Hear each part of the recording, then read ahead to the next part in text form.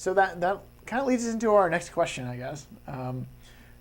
And this is one we get a lot, actually. It's like, how did you guys get into sake? Usually, I guess maybe it's not phrased quite so dramatically. Sometimes it is. And, well, all right. So each of our stories on that are a little different.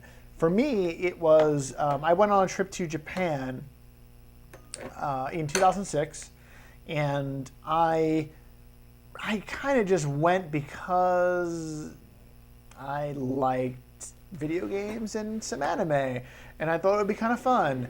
And I ended up going, and I was a Westerner who really wasn't open to trying new things. Michelle would argue that sometimes I am still a Westerner who's not open to trying new things. However, not that true. Anyway, now on this first trip, I was really bad. So there was I was struggling to find places to eat. I was struggling to find things to drink. So I'm drinking like water and the potatoes and bread at the local Ginza Lion. Since Ginza's local yeah, Lion. We were actually staying in the Ginza Lion beer hall, and I was just like petrified. I was like, I don't know what any of this is. I'm really scared. I'm across the world. I don't know what I'm doing. And a friend of mine, who I think everyone has that friend in their life that pushes them and tries to get them to try new things, and you always tell them, no, I don't want to. And then you eventually do, and then you begrudgingly say that they might have been right.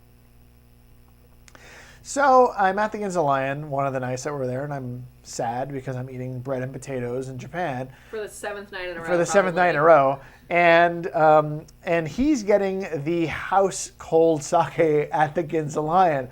Now, you're probably not familiar with Ginza Lion. Ginza Lion is a chain of beer halls in Japan. Do a splash. Sure. You see right here, this is the Ginza Lion. You can see the giant breadsticks for tourists. No, it's a very like... Don't say authentic, because that is not authentic. I love it. It's authentically tourist. It's authentically tourist. I don't know, but the Japanese locals love it. Anyway, so it's supposed to be a Japanese take on a Bavarian beer hall. They have giant glasses of beer. It's Sapporo. Everybody's very happy, except for me, who doesn't really drink beer. So my friend got the house sake and made me have a little sip of it. So yeah, this is the Hakutsuru Draft. This is the first sake that I ever had. I mean, it has the scent is a little bit intense. It's hard to describe. I do get a little bit of like warm vanilla in the very end, but for the most part, it doesn't smell like very much at all. I smell a lot, but it's just very. But again, I'm using a different glass. Nothing. Does that make sense? I guess. It's not necessarily, and by nothing I don't mean I mean like it doesn't necessarily make me think fruity. It doesn't necessarily make me think bitter or sweet. It's just the smell of the sake itself. It smells like sake. It just to a certain extent. Like just the raw, bare sake with an undertone of vanilla. I mean, it is a junmai, and that's not completely unexpected. But it was, it was fun. It was enough to, like I said, it was enough to get me on board. It was enough to go like, huh. Because I also was one of those people who was like, sake, you put that in the hot carafe and you have it at the sushi bar when you want to wince when you're drinking something. And, I didn't understand. I like it. It's not bad. So, on this episode of Sake Notes, we are tasting the Hakutsuru Draft Sake Junmai, 14% alcohol. And is that a giant Nama sign that I see? That is a giant Nama sign you see. That is the kanji for Nama. It's all of its glory. And if you have seen our previous episodes, you might know what the Nama sign means. The Nama usually means that Michelle likes it. They recommend this sake at 41 degrees Fahrenheit. I'm not 100% sure what that is. I don't have my thermometer handy. It is flash pasteurized only once. Oh, so it's not really a Nama. It is Nama, but they do just the right amount to be able to export it. It is the Diet Coke of Nama.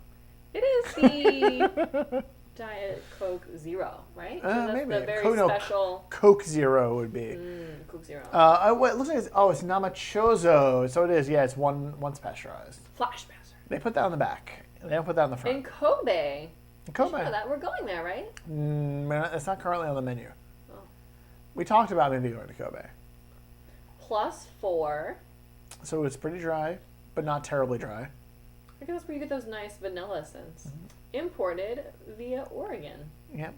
The lesson I've learned about dryness from that Bukaren, if I'm not mispronouncing it, sake. It's a sake made from the guys who brought you Kadoki Jozu, and it's a +20, but it tastes fruity to me, and it's not dry. Sometimes it goes so far the other way. I think it just wraps. It's a horseshoe. It's very bizarre. So one of these days, I'm going to get a bottle of that, and we're going to do an episode. we're often talking about our experiences in either New York or Japan, but we have a lot of fans that live elsewhere, and you might live in a place that sake is not easily accessible. And this sake might be something that you can find. Yeah. Because it is meant to be mass produced. It is meant to be exported quickly and cheaply. And if you can find this in your local specialty liquor store, I would say get it. It's not bad. If you are interested in sake, this is definitely a good sake to have. It got me started. It got you where you are now. It got me where I am today. Yeah, and I've had worse sake in New York. I've had bad sake in New York. This is good. Yeah. So let's move on to my shell's first sake. So as we said, so yeah, you do your story, do your thing. So when we think back to New cup. When we think back to John's story about how he got into sake, it is from zero. Absolute zero. But he was interested in Japanese culture. He had played a lot of Japanese video games. Yeah, I was that guy who was importing the Japanese games to play on his systems. So he was definitely interested in the culture as a whole, interested in experiencing aspects of it, and which is why you would go for the sake to continue your exploration of the culture. Mm-hmm. And going to Ginza Lion, which, as we said, is a pub, a very touristy pub. I thoroughly recommend their potatoes. When getting there, basically house sake. That is such a genuine first experience, and I think that a lot of our viewers and fans who are new to sake will understand. I was very lucky in that by the time that I had ever heard of sake was when I met John, and you were already, 5-6 years into sake? Probably more like 4 of like a real serious sake drinking. So I had a sake senpai to, show me the way. I didn't have to bumble my way through. I was just introduced, and I was very lucky. But to be fair, I had never heard of sake. Never heard of it at all. From where I'm from, which is the Midwest. I had never even heard of sake at all. And I was introduced. My very first sake, Desai 50! So my first sake was this Junmai in a beer hall. That you discovered on your own. That you... Well, no, it forced on me. This was forced on me. I feel like your friend probably went through the menu. This is what is available. This is what we will try. Whereas when you introduced me to sake, you were introducing a friend to something that you love. So you went for something that is known to be very well recepted. It is something that is middle of the road. It is something that is palatable to everyone. So I think that I got a very curated introduction to sake, whereas you got a very genuine, interested in exploration, The Desai 50 was my, kind of, as you mentioned, a go-to. It was when I wanted to introduce somebody to sake, I was like, this was the thing that I would use most of the time. I had actually gotten introduced to Desai 50 from somebody who worked over there, and they kind of brought this to my attention, and I was like, this is wonderful. This is really nice. And when I was, as I said, when I was introducing people to sake who'd never had it before, this would be a really good starting place for them because it's a Junmai Daiginjo. It uses the most popular rice, and it's just really well-rounded and fruity and really fun. So I will drink it out of the ceramic glass. And I have it out of the you've probably- the Neon Genesis Evangelion cup. And you've probably seen some of our other videos or heard our other stories about how we were more in depth about our thoughts on our first experience on sake. And so this is Desai 50. So for posterity, last My time- Shell's first sake. My Shell's first sake, if you are experiencing sake and you are looking to introduce your friends, this is the perfect one. It is very easily accessible.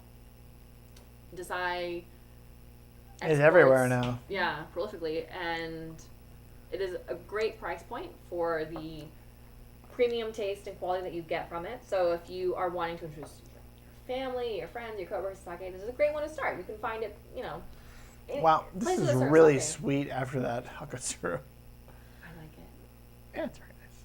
You like the Hakatsuru? You like the I like them both, but I like the sweetness that I'm getting out of the Desai right now. The Desai is extremely sweet right now. It's really nice. It's fun.